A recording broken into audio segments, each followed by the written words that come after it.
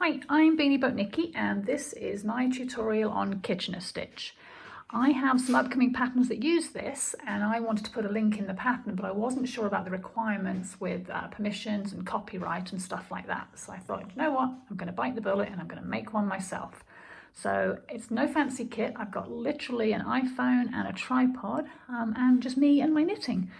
So here we go. So Kitchener stitch is when you want to join two pieces of knitted fabric together and you want it to look seamless. Sometimes when you join, you'll either use a 3-needle bind off, you'll do mattress stitch, just whatever ways you normally would join them will leave an obvious seam. And there are some things you make that you don't want to have a seam. You might be doing a cuff down socks. When you get to the toe, you don't want a seam at the end of it.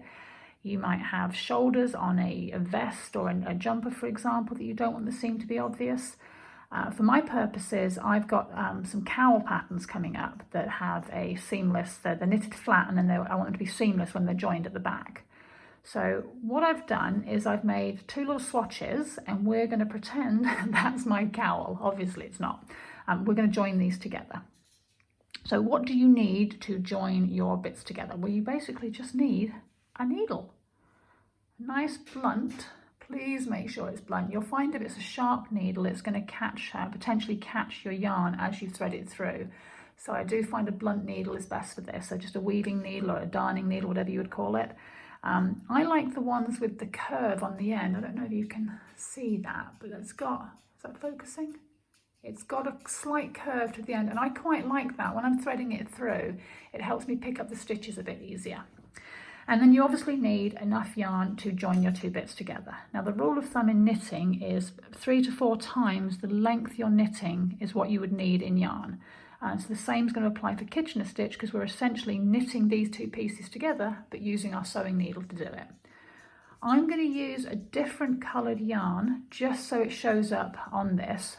Normally I would have joined these two together with the same red, but I did a practice one and you couldn't see what I was doing. So let's get our length we need. 1, 2, 3, 4, and a little bit for luck. So that should be enough for us to join these two pieces together.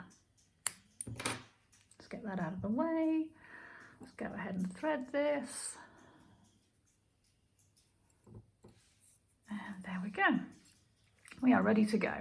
So the way that I hold my needles is like this. The first thing you need to do is make sure you've got your wrong sides together. So in this instance, the purl side of this is my wrong side, and my knit side, my stockinette stitch side, is my right side. So I've got the front needle, the right side of the front, and the back needle, the right side on the outside.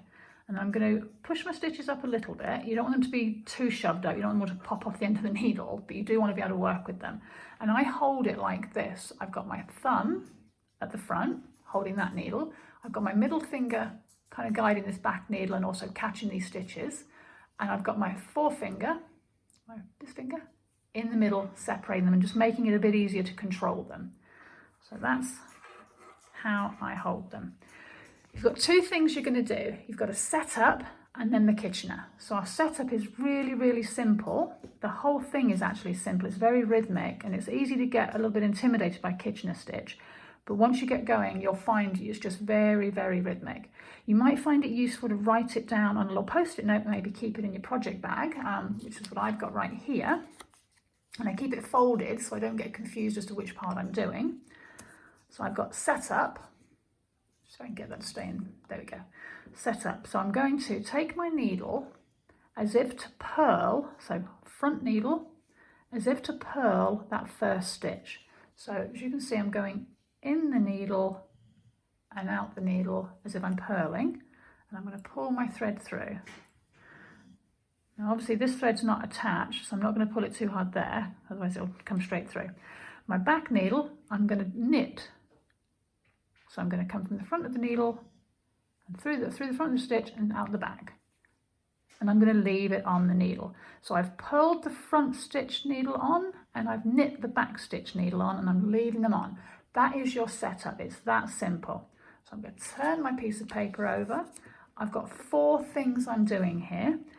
I'm going to knit off, purl on, purl off, knit on. That's it. It's all you're doing, those 4 things over and over again, from the 2 moves on the front needle, 2 moves on the back needle. So what we'll do, take our needle, first stitch, we knit it off. So we're putting it as if to knit it, and we're taking that stitch off and pulling the thread through. You'll find the first couple of stitches you might feel a bit tangled because you've got your yarn hanging down there, but it ends up smoothing out and it's all good.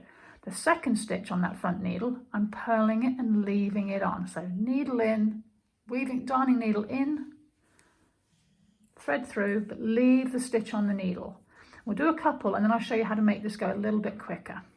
Back needle, purling and taking it off, pull your thread through. Next stitch on the back needle, knitting and leaving it on. And those are your 4 stitches. So we'll do it again. Front needle, knit, take it off. Pull our thread through. Purl, leave it on. Back needle, purl, take it off, knit, leave it on. Now did you see there how I didn't pull the thread through until I had both needles worked? And that's how we speed this up just a little bit and stop it being quite so cumbersome. So let's do that on the front needle. Knit off, but I'm leaving it on my sewing needle, and then I'm purling on and then I'm pulling. So rather than having to pull that thread through twice on the front needle, I'm only pulling it through once. So on the back, purl it off, leave it on the sewing needle, knit on. And again, I'm only pulling it through once. Oh, a bit tangled there. Let's do it again. Front, knit off, purl on.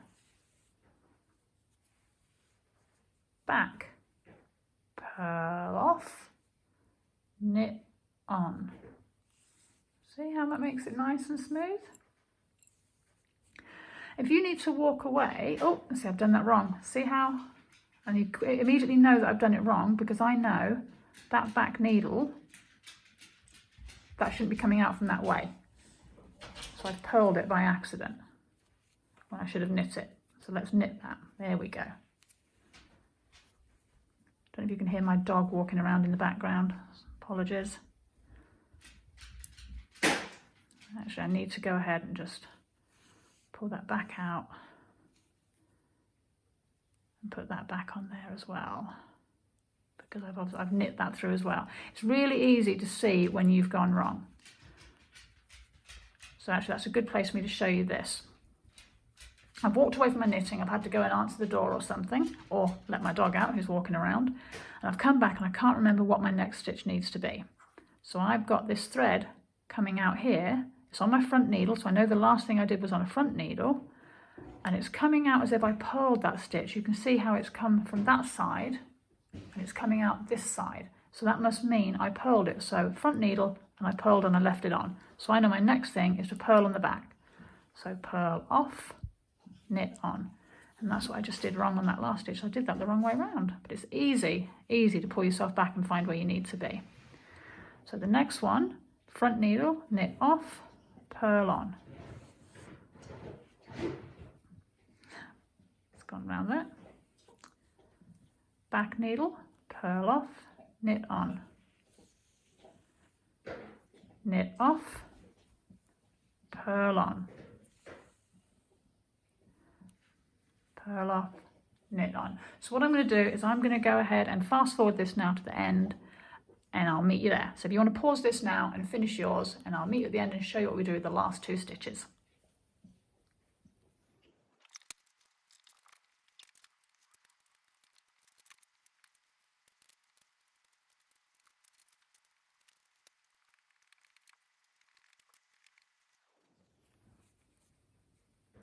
Right, so we're down to our last couple of stitches here. So same as normal, I'm going to go ahead and knit off, purl on the front needle, playing a bit of yarn chicken here, purl off, knit on, back needle. So we're left with 2, and all you're doing is the first stitch on each line on each needle. So your first stitch on your front is a knit off, so you go ahead and do that, and your first stitch on your back needle is a purl off, and you do that. Pull your yarn through, and there you go. Now I played yarn chicken there because I kept it quite loose going through purposely. What you can do when you've got loose stitches is you then can take your needle and you can gently pull them all the way along, and that can sort your tension out. And I did that. I left them loose so I could just show you this. So you can just pull that along. You can end up sorting that out. I'll do more of that.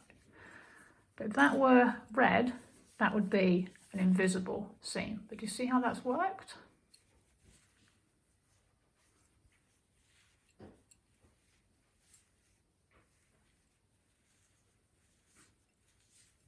It's a really good way also if you're lengthening or shortening a garment.